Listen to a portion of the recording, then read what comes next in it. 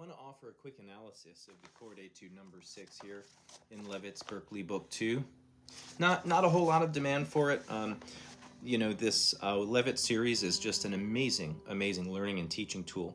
But you need somebody to talk to about it, or because if you already had the harmony and theory training, you'd need to understand what the heck Leavitt hands us. He gives very little explanation of anything. Well, then you wouldn't need Leavitt. So the folks that need or would like to learn Leavitt's system need somebody to talk to about Leavitt. So clearly, this book was come up as was one of the primary and first teaching tools of Berklee. Okay, so Berklee, the music school. Boston, not California. Double E, not EY. So what's going on with this is it's a simple chord etude. It's a simple chord etude, and it really has some interesting chord substitutions in it. But before stepping into this, please be sure, right, you are familiar with the fifth position. Now I want to paint a picture for you folks that have not played pop music and folks that are more jazz oriented. Over in the world of country, bluegrass, blues, and pop, what we like to do is capo sometimes.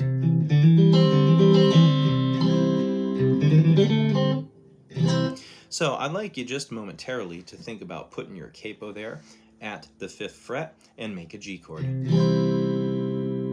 Wow, that's a C major. So if we take away the middle finger, we have what we call in pop music G/B, or a G chord with a B in the bass. Now, of course, it's truly a C chord, isn't it? Musically speaking, it's just a G shape chord with a capo. So here is the C chord root position. Here's the C chord first inversion. That's the C chord with the E in the bass. And here's the C chord second inversion, which is G, C, E. So you have...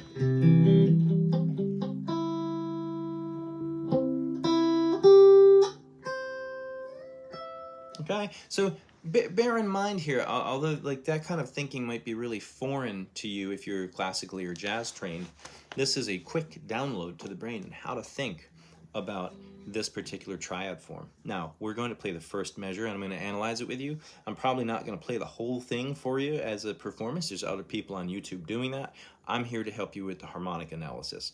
So, first measure, okay? We got a C chord first inversion at the 5th position, E, G, C. I'm not going to call out fret numbers. You ought to be reading, and like familiar with that, the Levitt system. E, G, C, rolling into an E, G, C, passing tone D. So we have 1, 2, 3. Now we have a C chord second inversion. Think of that capo in your mind, if you will. And the challenge here is, of course, with all of Levitt's work in triads, to stop a prior triad from sounding to get into the next. Sometimes you have to relieve your hand pressure a little. Okay, we're going to move on now, and we're going to do this passing tone in reverse. So notice this D on string 3 fret 7, passing up, back down. Okay, so we're doing that first inversion with the D on top. You want to call that an E minor 7, you go right ahead and call that a quick E minor 7. But don't overthink it, right? This is definitely an E minor 7, but don't overthink it, right? It's just a passing tone on the C. F chord, first inversion, okay, A, C, F. Now we're going to come back to one of the most beautiful movements that I've come across in his little studies would be a G13 to a G7. Look at what's going on string 2. This is what you have to learn from this series. See how that melody plays out? Look at the last measure of line 1 into the first measure of line 2, please. Oh, see how nicely he arranged that? Beautiful. Again. How beautiful. All right, let's move on. We're now in line 2, measure 1, all right? And we're going to play a little G minor 7 triad from the 7th. All right. Then we're going to play this, well, it's a C7, isn't it? Yes, it is. So we're just have this little G minor 7, quick shot on the C7. Back to our F first inversion, please. F second inversion, please. And then we have this A flat major 7. this arrangement is just so beautiful right here. It's really quite beautiful. So the A flat's here instead of here. And we're going to walk that back to, well, I guess I think of that as a 13. How might we think of this? It could be an F minor.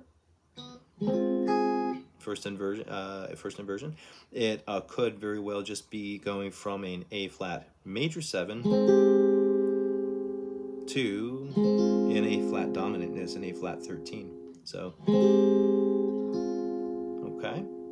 It also could be seen as, well, like I say, F minor 9, F minor, and then we're going to go back to our C chord, second inversion, C chord, first inversion. We just passed line 2, last measure, second beat. Now let's look at this guy. We're going back to this A flat dominant idea. I'm sorry, this is an A. This is an A7 flat 13 right here. Right, we have a G, C sharp, and F. Okay, resolve to the E, make it good old A7. So he's taken us on quite the journey from an A flat tonality. All right, back to that C. Very nice, isn't it? Very nice. C with a flat 6 is another way we could have thought of that. Well, you know, paralysis through analysis, right? All right, second line, last measure, last 2 beats, A flat, A13, A7.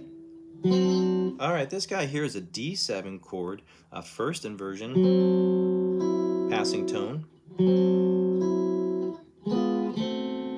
And then we have this cute little D flat 7 to a D7. So we went D7. Essentially, we went like this, you know, but we went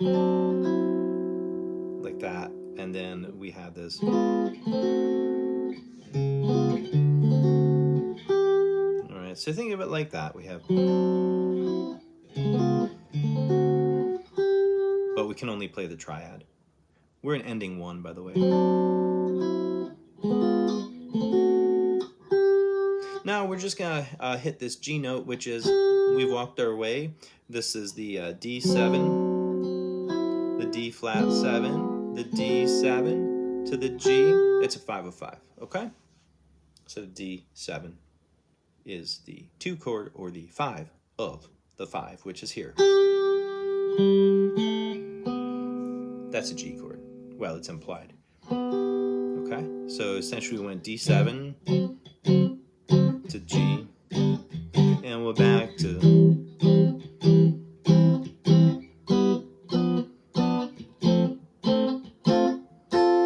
All right, so think of a 5 of 5. So that was ending 1. Oh yeah, ending 1, folks. Get that pinky on the string 2 fret 8.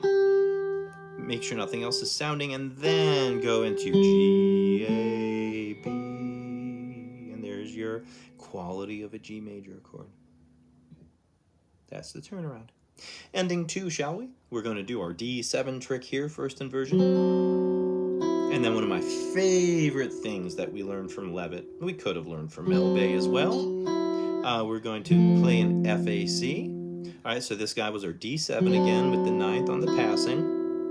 Then we have an FAC, F, A flat D, love it. Ah, isn't that nice? So I would think of this as a B flat dominant chord. All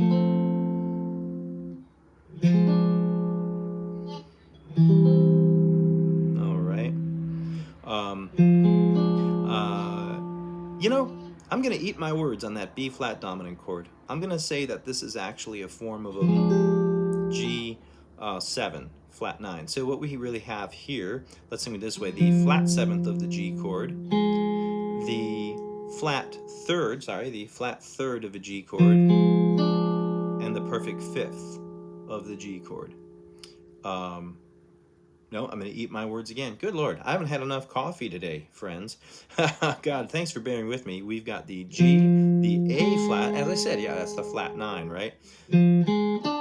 So we got the 7th of the G chord, the flat 9 of the G chord, the D, the perfect 5th of the G chord. There we go. All right, G7 flat 9, all right? finally. Woo! Thanks for sticking with me there. We play it here as well, okay? So it just sounds quite beautiful here, but it's also quite clearly in a B flat 7 chord. But let's just resolve. That's just a form of the dominant. That's the turnaround, and we're going to go here. Woo! Oh, Mr. Leavitt, huh? All right. Well, so that's chord Etude number 6. And we have some interesting things to learn, and I encourage you to take simply one measure, and play around with it on your own, right? Try to play this thing in full, but then take a nugget from this. I particularly like, so here's an F.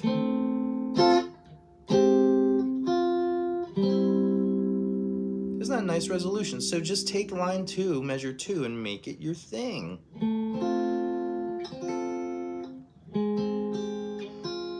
Yeah, okay, and just try it around the neck.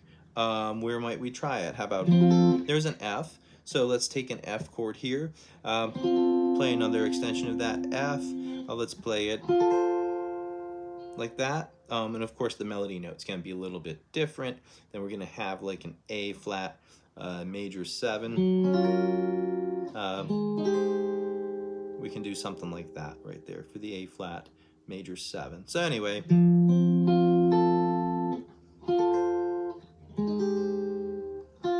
so it just opens your ear up to other things. Woo! That's the first time I've ever done a Leavitt tune, I think, on my channel. I appreciate you. Thanks for watching, and have a good day.